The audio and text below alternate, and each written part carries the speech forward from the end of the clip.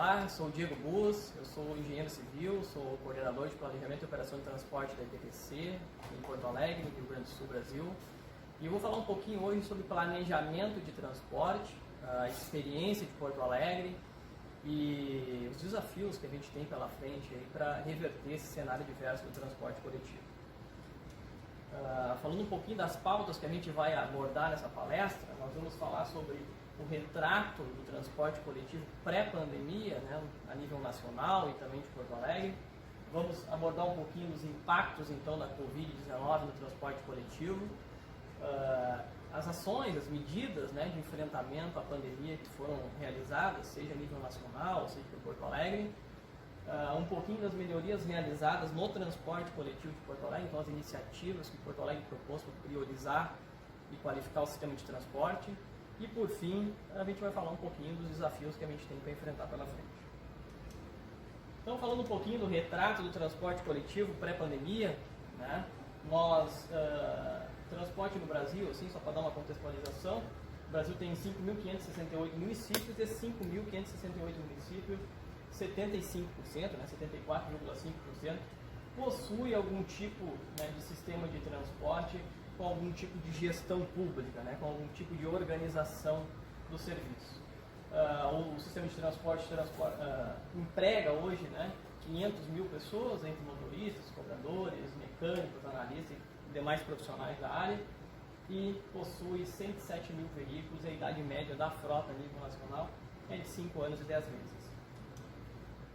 Falando um pouquinho das matrizes de viagens, né, como é que é o comportamento do trânsito, né, a nível nacional, e não muda muito a realidade de Porto Alegre, né, 41% dos deslocamentos realizados são feitos a pé, 28% pelo transporte coletivo, 25% por automóvel, 4% por motocicleta e 2% por bicicleta, que é um modal que ganhou bastante espaço durante a pandemia, né, mas se a gente for fazer um comparativo do número de pessoas que utilizam o automóvel, né, fora do Brasil, né, a nível internacional, nós temos aqui Barcelona e Paris com índices de 15% e 6% respectivamente, então a gente tem uma utilização muito grande ainda, né, do automóvel no Brasil.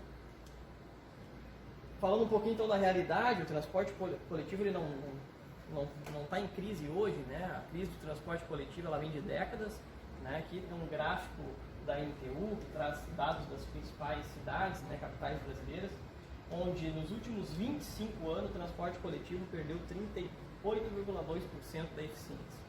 Né? Isso considerando o índice de passageiro transportado por quilômetro. Então eu praticamente mantive a minha operação, uma rodagem alta, enquanto a demanda de passageiro foi sendo reduzida. E em Porto Alegre não é diferente. Porto Alegre nos últimos 25 anos teve uma redução de 45,99% na demanda de passageiro e um aumento de 2% de quilômetro, 2,48% e de 7,75% de frota. Por que esse aumento de quilômetro? Por que esse aumento de frota? Porque a cidade se espraiou, a cidade cresceu, né, o número de linhas aumentou, só que a demanda de passageiro ela não se concretizou da mesma forma que o transporte foi sendo expandido e ampliado. Então a gente teve um aumento de custo e, em contrapartida, uma redução da demanda de passageiro. E aqui a gente traz algumas causas que refletiram para essa crise do transporte coletivo, né, para essa perda de demanda de passageiro transportado. Né? Algumas delas aqui, a própria crise econômica que o Brasil enfrentou, né, a alta taxa de desemprego, o alto valor da tarifa, né, quanto mais cara a tarifa, mais as pessoas buscam outra forma de locomoção, o ingresso aí do transporte por aplicativos, então outras formas de mobilidade, o próprio avanço tecnológico, né? As pessoas antes para pagar uma conta tinham que ir num banco. Isso se avançou principalmente agora na pandemia, que qualquer pessoa aprendeu a pagar uma conta online, a fazer uma compra online. Então tu tinha que ir numa loja, tinha que ir num banco. Hoje tu consegue fazer tudo isso sem sair de casa. O home office também, que avançou bastante na pandemia. E aqui alguns itens mais a nível de serviço, né? A própria qualidade do transporte coletivo, ao ser ruim, ao prestar um serviço que não tem atratividade para a população, faz com que as pessoas migrem do transporte coletivo. A falta de regularidade e pontualidade, a própria segurança pública, nós tivemos um problema grande de segurança do transporte coletivo de Porto Alegre, isso mudou, se criou uma delegacia especializada, que a gente vai comentar mais para frente, mas a segurança é um dos fatores que as pessoas têm medo de utilizar o transporte coletivo. Né? Infraestrutura, né? Seja faixas exclusivas, corredores, terminais, enfim, uma infraestrutura adequada para priorizar o modal, e também diferencial de frota. Eu coloquei aqui um exemplo aqui do ônibus com ar-condicionado, né? Dá um conforto maior, as pessoas vão buscar esse modal. Outro ponto também que nós temos no transporte coletivo é a gratuidade no Brasil. Né? Hoje, 27,1% dos passageiros que andam de transporte coletivo possuem algum tipo de gratuidade. E essa gratuidade ela é paga pelo passageiro que paga a tarifa. Né? É um subsídio cruzado. Quem paga a tarifa, paga pelos que não pagam. Quem utiliza o transporte e paga a tarifa, normalmente já é aquele cidadão, já é aquela pessoa de baixa renda que, né, mal consegue pagar o seu deslocamento e ainda tem que pagar, né, a parte de quem não paga a tarifa.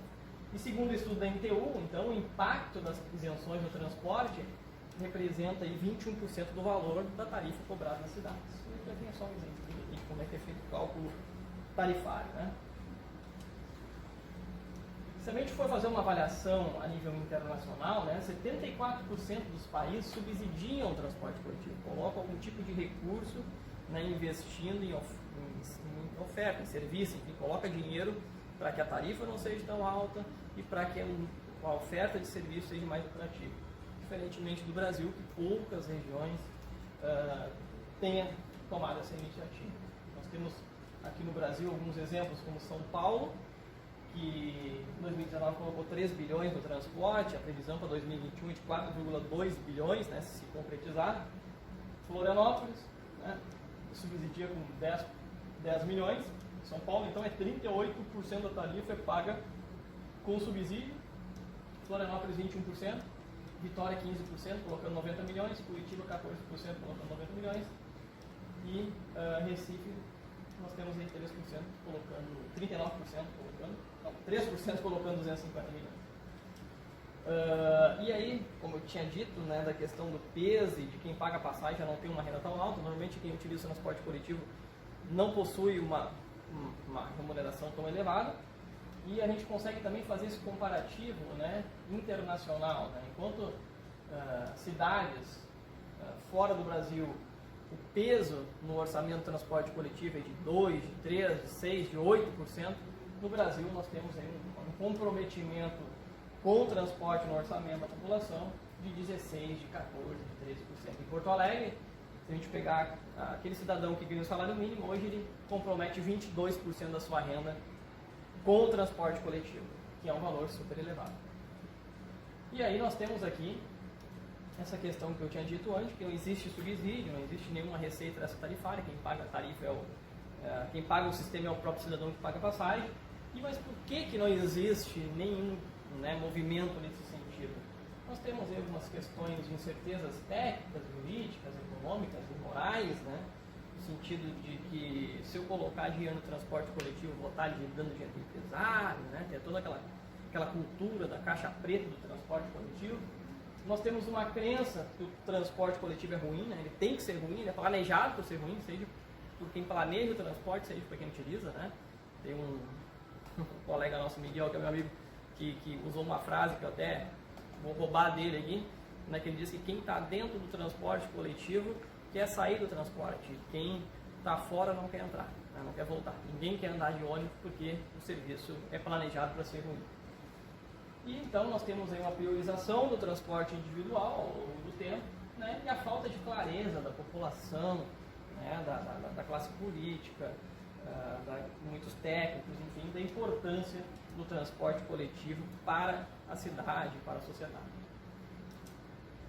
Então nós temos aí um ciclo, né, que é bem conhecido, esse ciclo vicioso do transporte, aqui, esse quadro do Ministério das Cidades, que fala que a gente tem uma falta de priorização do transporte, com o aumento de gratuidade, o espraiamento, o crescimento da cidade, faz com que o aumento das distâncias percorridas pelo transporte coletivo, os custos operacionais, o valor da tarifa, a oferta de viagens, o serviço fica desatrativo, as pessoas migram para outros modais de transporte, né? Essa desatratividade faz com que o serviço perca competitividade, perca desempenho, mais pessoas migram do transporte para o transporte individual, aumenta o congestionamento, aumenta as necessidades de construir novas vias, aumenta os poluentes, a desigualdade social, e nós fechamos esse ciclo e começamos tudo de novo, fazendo da mesma forma, sem priorizar o que efetivamente deveria ser feito. Né? Falando um pouquinho então dos impactos da Covid no transporte coletivo, bom, quando iniciou a pandemia, se estabeleceu, aí, seja em Porto Alegre, no Brasil, uma série de protocolos seguros para garantir que aquelas pessoas que precisavam do transporte coletivo pudessem utilizar um ônibus com segurança. Então, nós tivemos aí a questão de limitação veicular, né, para poder transportar passageiros sentados, aumentar a lotação de banco, reforço da higienização, com higienização a cada viagem, né, nos terminais, a obrigatoriedade do uso de máscara, a disposição de álcool gel, programas de recarga expressa, término de pagamento do dinheiro para que as pessoas não colocassem células, enfim, né, colocassem células no transporte coletivo, a própria medição de temperatura e testagem da circulação nas garagens terminais, e as campanhas aí de conscientização e a própria fiscalização do serviço, enfim, para ver se ele está cumprindo esses protocolos. Nós tivemos na pandemia, então, um agravamento da crise do transporte coletivo. Né? As pessoas migraram, né, pararam de utilizar, vão ficar em casa mesmo pela própria quarentena, mas muita gente também migrou por medo, né, de ser contaminado, enfim, pela Covid, e migrou do sistema e não retornou até hoje, e não pretende retornar. Nós tivemos uma redução de até 80% de passageiros, lá em abril de 2020 chegou a cair 80% do número de passageiros. Nós, então, tivemos uma redução de oferta para equilibrar, né? O Brasil foi muito afetado nesse sentido. Como não existe um recurso, um subsídio que pagou e que manteve o sistema em operação, então muitas operações foram paralisadas no Brasil, ou reduziram drasticamente sua oferta, que variou entre 20% e 52% ao longo da pandemia. Houve uma precarização, então, dos serviços, né? No momento que não se teve um dinheiro colocado para que se mantesse aquela oferta de serviços, o serviço se reduziu. Então, aumentou o intervalo entre viagens, com unificação de linhas, suspensão do serviço noturno, entrepico, enfim, a população sofreu, então, ao longo da pandemia, né, com o transporte coletivo sendo desqualificado ainda mais. E o prejuízo do setor, então, acumulado na pandemia, segundo a NTU, de 11,75 bilhões, isso aqui é dados de março a fevereiro de 2021. Nós tivemos empresas que interromperam a prestação do serviço, outras 4 encerraram as atividades, mais 2 intervenções do poder público na operação de transporte. E uma redução também de 66 mil postos de trabalho ao longo da pandemia. Houve ainda, né, aplicações de medidas de redução de jornada, enfim, para que essas pessoas não fossem desempregadas, motorista, cobrador, manutenção. Nós tivemos 78 paralisações e greves, né, de sindicato, motoristas e cobradores, 26 anúncios de subsídio por parte do poder público, 4 iniciativas de exoneração de tarifa, por exemplo, Porto Alegre desonerou 60, que a gente vai falar mais para frente, tinha um impacto na tarifa, algumas deliberações para compra de recarga antecipada, e também tem uma tramitação lá do MP 938, que propõe destinar 4 milhões para o transporte coletivo, mas não se concretizou ainda em nível nacional. Em Porto Alegre, então, como eu tinha dito, nós trabalhamos nas perspectivas de planejamento, operação, fiscalização do transporte coletivo. Né? O objetivo inicial era manter o transporte coletivo em circulação, garantir o atendimento para aquele profissional que precisava se deslocar ao longo da pandemia, né, com segurança, né? Ao mesmo tempo manter o equilíbrio para a qualidade do sistema. Né? Então a gente teve que fazer uma adequação no atendimento para que o sistema pudesse sustentar e se manter e não parar ao longo da pandemia. E, da mesma forma, ao mesmo tempo que a gente manteve, foi controlando e adequando essa operação, sempre fiscalizando a operação de transporte. Nós tivemos ainda outras iniciativas em Porto Alegre, com uma empresa pública, que é a Carriça, assumindo parte das linhas do sistema. Os privados não tiveram condições de manter a operação dessas linhas pela dificuldade financeira, pelo prejuízo, enfim, apresentado essa operação. Então a Carriça assumiu uma parte dessa operação, isso em acordo judicial. Nós tivemos um aporte financeiro de 39 milhões na operação de transporte em 2020, 16 milhões em 2021 e uma renúncia de remuneração de capital de 27 milhões, 27,8 milhões, né? Remuneração de capital, remuneração de frota e remuneração de serviço por parte dos concessionários, então renunciaram parte do seu lucro também.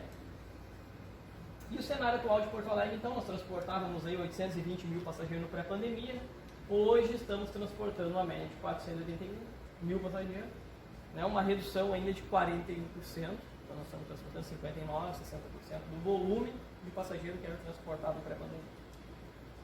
Algumas melhorias realizadas por Porto Alegre, então, ao longo da pandemia, nós tivemos, ao longo da pandemia não, um pouco antes da pandemia, algumas iniciativas já foram implantadas, né?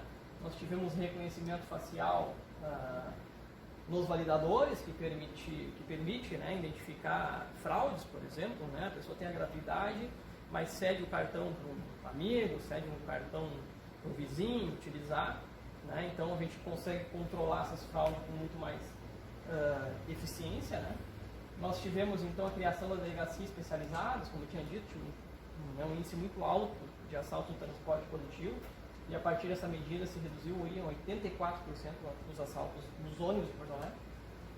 Nós tivemos a iniciativa de colocar o GPS nos ônibus, né, que garante ao passageiro, né, acompanhar em tempo real a sua linha, então resolve aí a maior dor do passageiro, é ir para parar e não saber que hora o ônibus vai passar. Então essa é uma iniciativa super importante. Parece simples, né, uma iniciativa simples, que a gente fala em evolução tecnológica e todas as iniciativas que a gente vê no mercado, mas muitas cidades brasileiras hoje não conseguem esse tipo de acompanhamento do serviço.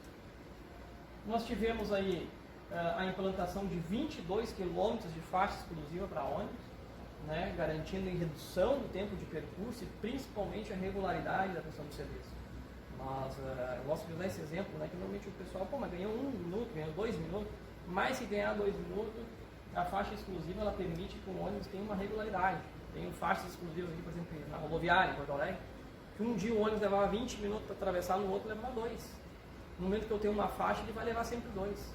Né? Ele vai ter aquela regularidade porque outras influências adversas que o trânsito reflete no transporte coletivo, com a faixa vai ser eliminado. Nós tivemos agora, mais recentemente, foi liberado essa semana, inclusive, duas novas estações de corredores na Avenida Sertório, que é a Avenida Sertório é um eixo, um dos eixos estruturantes de Porto Alegre, que permite o deslocamento ao centro de Porto Alegre, né, da Zona Norte ao centro de Porto Alegre de uma forma mais rápida. Esse corredor aqui tem uma velocidade de 32, 33 km por hora, então é um dos melhores corredores que a gente tem em Porto Alegre, então teve 2 novas estações que vão aí qualificar ainda mais esse corredor.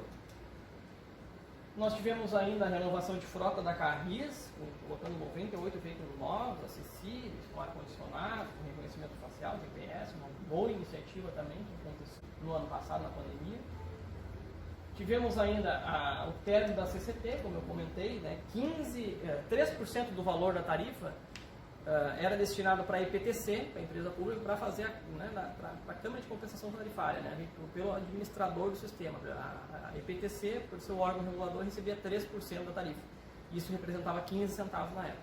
No momento que se aprovou na Câmara esse projeto, a tarifa reduziu 15 centavos automaticamente.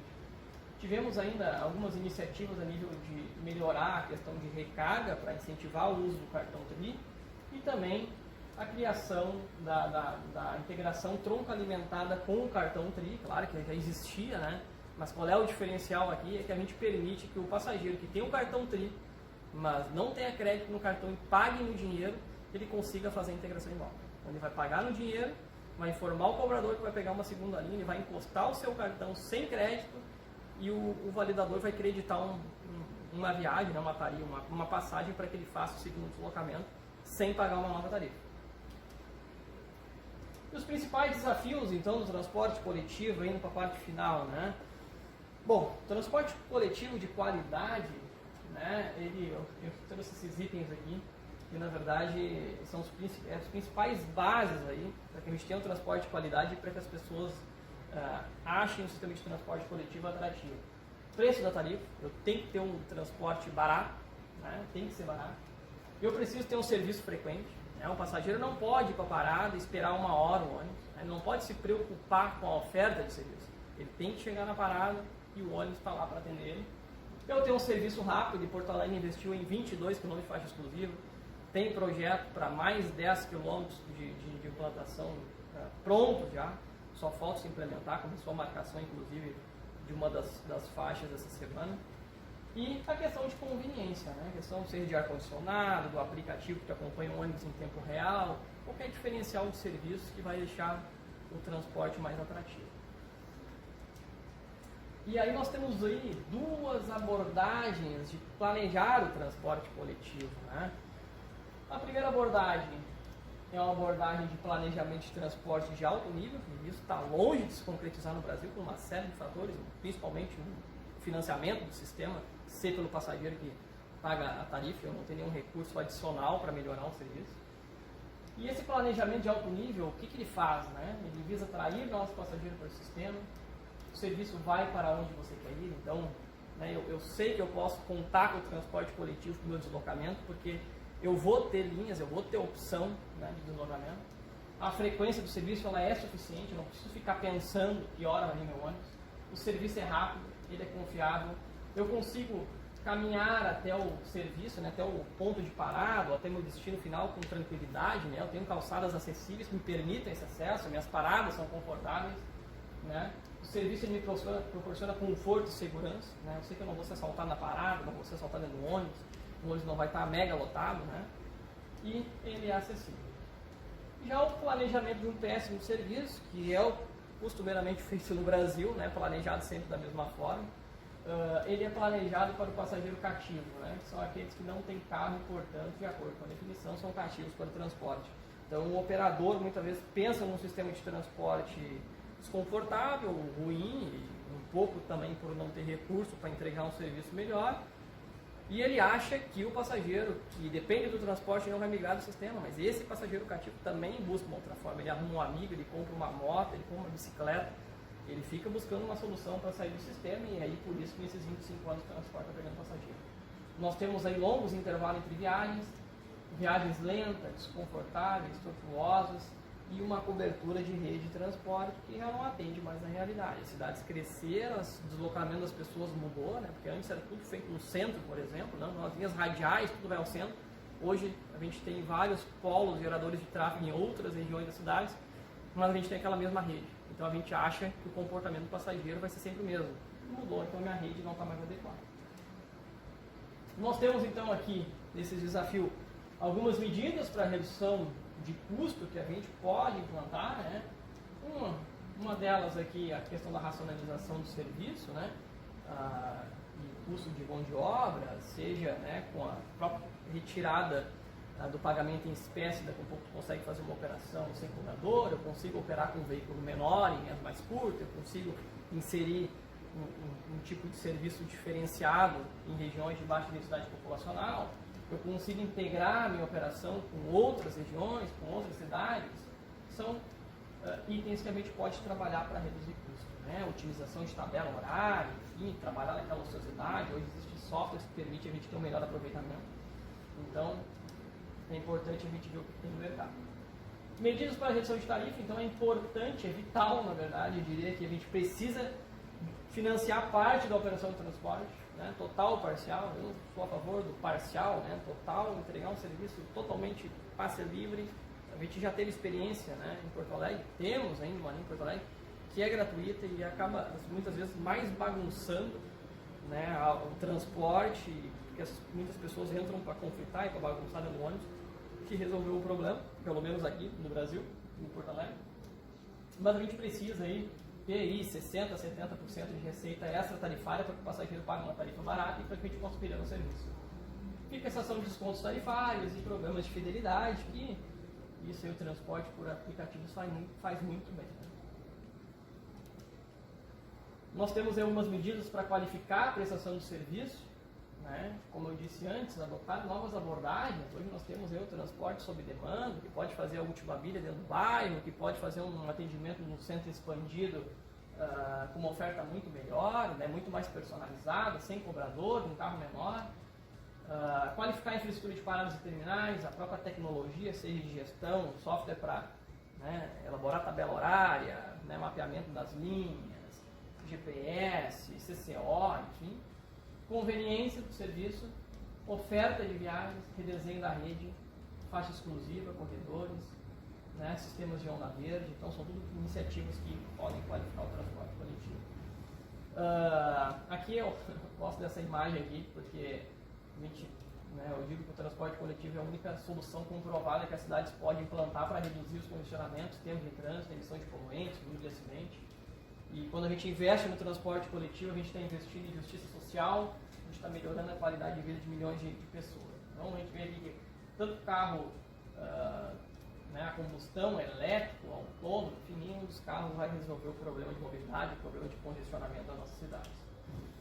E nenhuma das tecnologias, né, que prometem transformar o transporte pode superar a maior força do transporte coletivo, que é a capacidade de transporte.